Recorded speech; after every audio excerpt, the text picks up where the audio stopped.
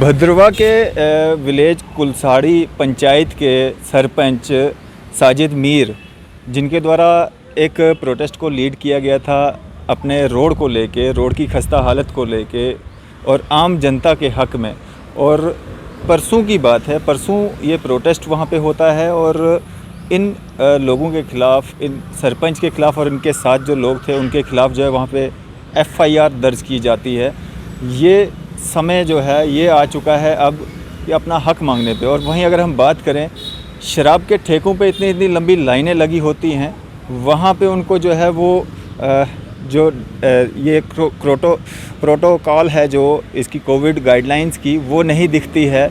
जो बाकी जगहों पे अननेसेसरी जो रश क्रिएट होता है वो नहीं दिखता है, लेकिन जो अपने हक़ के लिए आवाज़ उठाएगा वो वहाँ पे जो है उनको कोविड गाइडलाइंस की जो है खिलाफत दिखती है और पर्चे लग जाते हैं। और एक सरपंच के ख़िलाफ़ और उनके साथियों के ख़िलाफ़ FIR लगना काफ़ी मज़म्मत जो है इसकी हो रही है और हर जगह से जो है प्रोटेस्ट देखने को मिल रहे हैं। और हमारे साथ साजिद मीर जी मौजूद हैं जो कि सरपंच हैं और इन्होंने DDC इलेक्शन में भी हिस्सा लिया था, कुछ वोटों से ये हारे थे। साजिद जी। जी साजिद जी, क्या पूरा वाक़या है हमारे दर्शकों को बताएं। शुक्रिया अरफाज साहब, आपका बहुत बहुत शुक्रिया। आपने भद्रवा में रीच आउट किया और हमारी जो इस वक्त जो आवाज़ है उसको उठाने में आपने कंट्रीब्यूशन किया, उसका बहुत बहुत शुक्रिया। जैसे कि आपको मैं बताता चलूं कि एक विजिट था फारूक अहमद खान साहब का हाल ही दिनों में जो भद्रवा के अंदर था, जिसमें लोगों के ग्रीवेंसेस सुनने जाने थे। और इस सिलसिले में हमारा एक मुतालबा था, हमारी एक डिमांड थी दैट वाज पेंडिंग सिंस 2002 और वो 2002 से पेंडिंग थी। वो डिमांड क्या थी? That was the construction of केंद्रीय विद्यालय इन आवर पंचायत, जिसके लिए हमारी पंचायत के उस वक्त जो हमारी कम्युनिटी, हिंदू मुस्लिम कम्युनिटी थी, जो हमारे बुजुर्ग थे, उन्होंने जो है 119 कैनाल्स जो है उसके लिए 112 कैनाल्स जो है इसके लिए जमीन डोनेट की थी। उसका बाज़ाब्ता कोर्ट में इंतकाल हुआ था, सारी चीजें सेटल हो गई थी और उस केंद्रीय विद्यालय को टेम्परेरी बेस पे रन किया जा रहा था। और दूसरी बात, मैं एक बैकड्रॉप बताता चलूं, इसका जो केंद्रीय विद्यालय का एक और पर्पस था कि एक रोड हमारी पंचायत को कनेक्ट करनी थी, जिसकी आबादी लगभग 2,500 से 3,000 लोगों पे मुश्तमिल है। तो उस रोड को कनेक्ट करना भी जो है एक बहुत बड़ा चैलेंज था, जिसमें हमें लगता था कि केंद्रीय विद्यालय के साथ हमें ये रोड भी मिल जाएगी। लेकिन आज की डेट में अगर आप देखते हैं, ना हमारे पास रोड है, ना हमारे पास वो केंद्रीय विद्यालय कहीं है। और जो हमारी जमीन 2002 से हमने दे रखी, वो वैसे की वैसी इन्होंने उसको बंद करके रखा, ना वो हमारे यूज में है, ना हम उससे कुछ कर पाए हैं, वो वैसे ही पड़ी है। और सिर्फ नाम क्या है जी, केंद्रीय विद्यालय जो है कुरसाड़ी में बनना है, हमारी पंचायत में बनना है।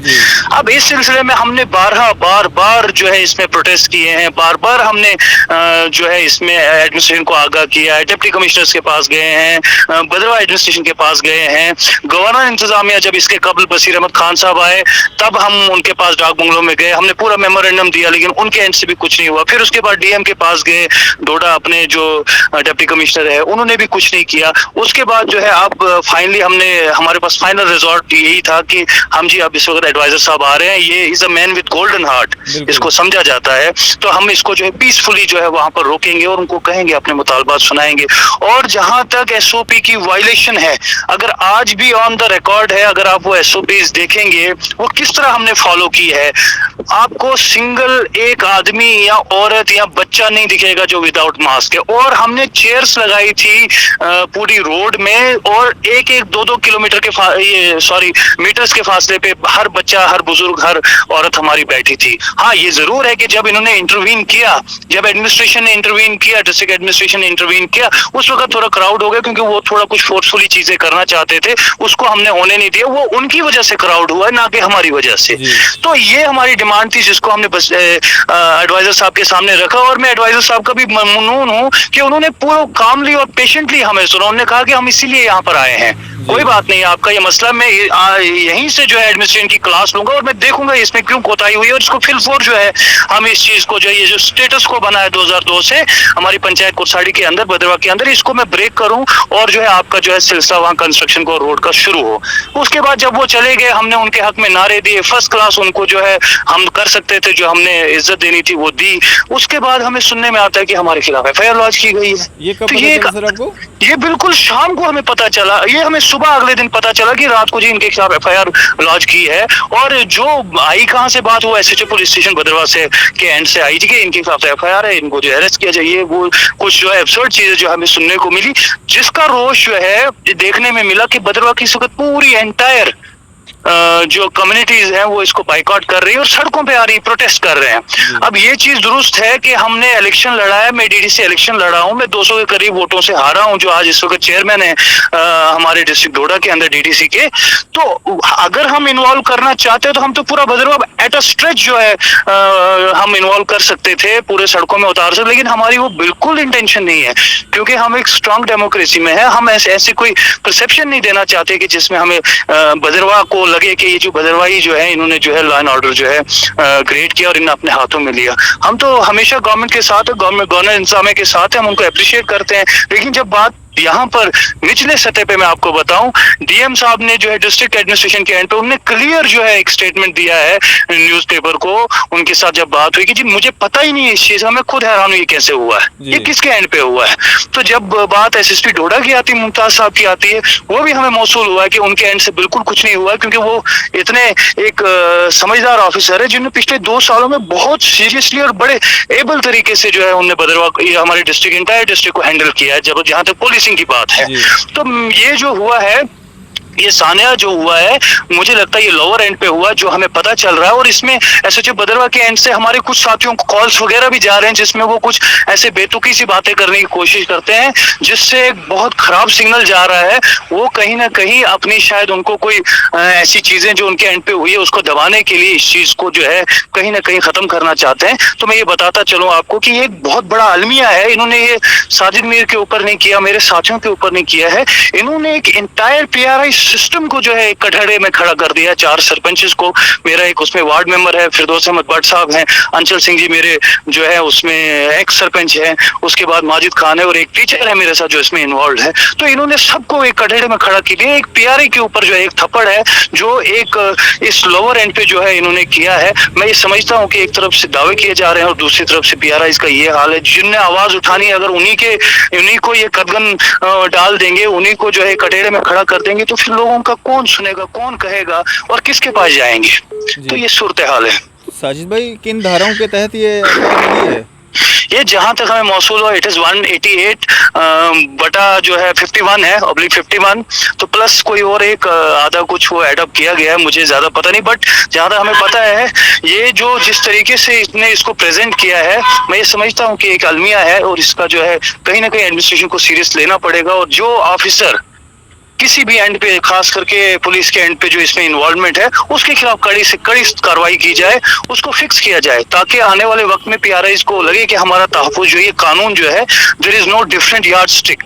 ये एक ही यार्ड स्टिक है सबके लिए, जो है एक ही यार्ड स्टिक होगी, चाहे वो ऑफिसर हो, चाहे वो पीआरआई हो, चाहे वो कोई भी हो।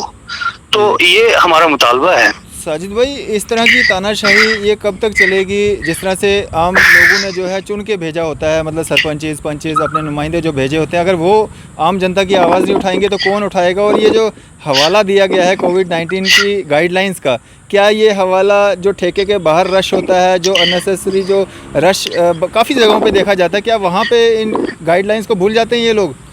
देखिए, यह अलमिया है, मैं वही कह रहा था, there is different yardstick for different level. तो वही देखने को मिलता है, जहां पर इनके अपने इंटरेस्ट देखने को आएंगे, जहां पर ये खुद इन्वॉल्व होंगे, या कोई इनको लगेगा एडमिनिस्ट्रेशन के एंड पे बड़ी बड़ी पार्टियां करनी है, बड़ी बड़ी गैदरिंग्स करनी है, उसके कबल जब मैंने प्रोटेस्ट हमने वहां पर किया, खत्म हो, उसके बदले उससे ज्यादा एसओपी की वायलेशन डाक बंगले के अंदर हुई, जहां पर बशीर साहब खान खुद बैठे थे। तो क्या उस वक्त इनको नजर नहीं आया?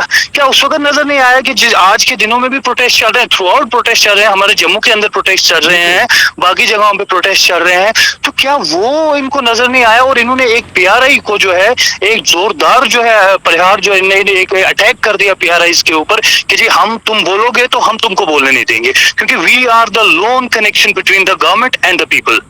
इसको इन्होंने सबटाज करने की, इसको इन्होंने पूरी तरह से बिठाने की कोशिश की है। तो ये हमारा मुतालबा है, ये इसको बहुत ही एक स्नोबॉल है जो एक ग्लेशियर में टर्न होगा आने वाले दिनों में। आप देखेंगे लोग दो जोग दर जोग इसमें निकल रहे हैं, और एडमिनिस्ट्रेशन जो है जिस तरीके से इसमें नॉन सीरियसनेस का मुजाहिरा कर रही है, और रिस्पॉन्सिबिलिटी फिक्स नहीं कर रही है, इंक्वायरी नहीं बिठा रही है, तो मैं ये समझता हूँ कि आने वाले दिनों में यहाँ पर बहुत बड़ी law and order problem create हो सकती है, डिस्पाइट द फैक्ट कि हम इसको अवॉइड कर रहे हैं, हम ये नहीं चाहते कि ये हो।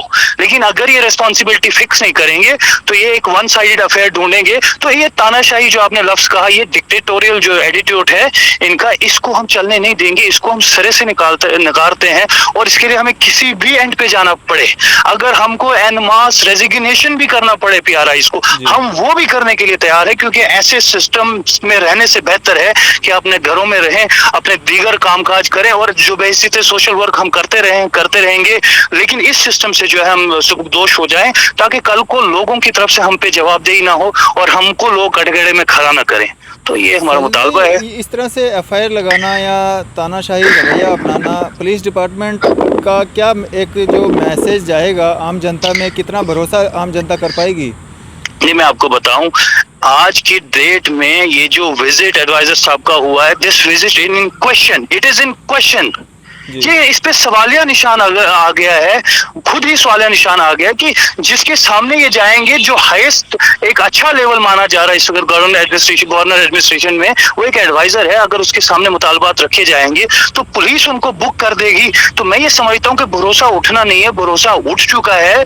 You will see any time from now, एक किसी भी एंड पे प्रोटेस्ट हो सकता है, किसी भी एंड पे जो है लोग जाने के लिए तैयार हैं, और किसी भी वक्त पीआरआईज के एंड पे कोई ऐसा जो है राय अमल अपनाया जा सकता है। जैसे मैंने कहा कि अगर हमें लगा कि इसमें कोई सीरियसनेस नहीं है, तो हम अपने जो भी हमें दिया गया है, जिसके लिए हमें चुना गया था, वो अगर मसले पीआरआई भेजते सरपंच या डीडीसी या बीडीसी काउंसलर वो हल नहीं होंगे, तो मैं ये समझता हूँ कि हो सकता है हमारे एंड से जो है इसमें जो है रेजिग्नेशंस भी आए। साजिद भाई, क्या डिमांड्स हैं आपकी? हमारी डिमांड फिलफोर है कि जो ये एफआईआर है, इसको तो ये वापस करें या क्या हो, उसके लिए देखा जाएगा। बहरहाल कानून है, हम उसके साथ हैं, जो भी उसमें लवाजमात होंगे, जो भी इसमें जो भी चीजें होंगी वो हम देखेंगे, उस एंड पे हम ज्यादा इनको नहीं कहेंगे। लेकिन जिस ऑफिसर ने ये हिमाकत की है, उस ऑफिसर को है फिलफोर फिक्स किया जाए।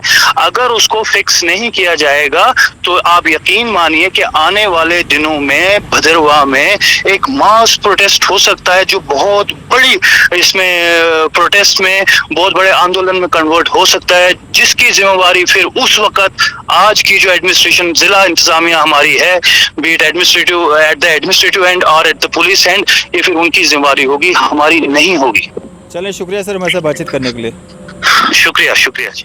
तो ये थे हमारे साथ साजिद मीर साहब, जो कि सरपंच हैं भदरवा डिस्ट्रिक्ट डोडा से, और जिनके द्वारा एक परसों ही एक प्रोटेस्ट जो है वो किया गया, और जिसकी अगुवाई साजिद मीर जी ने की, और जिनके खिलाफ़ एफआईआर लगी, साजिद मीर और उनके साथियों के खिलाफ़ जो एफआईआर लगी, और वो प्रोटेस्ट जो था वो उनके अपने किसी पर्सनल मोटिव के लिए नहीं था, वो आम जनता के मसले मसाइल को लेके था, रोड को लेके था।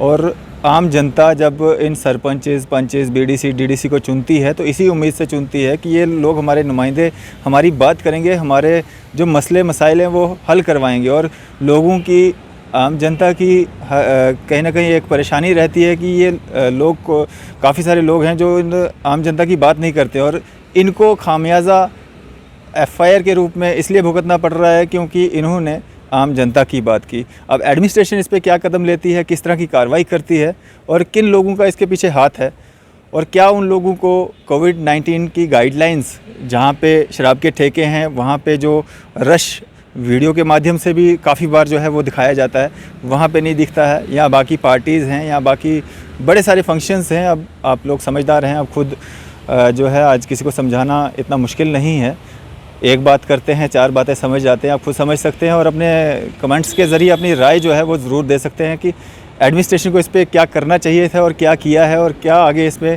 हो सकता है। फ़िलहाल आप देखते रहिए न्यूज़ 4 इंडिया। मैं अरफाज़ अहमद डैंग, कैमरामैन शाहनवाज़ के साथ।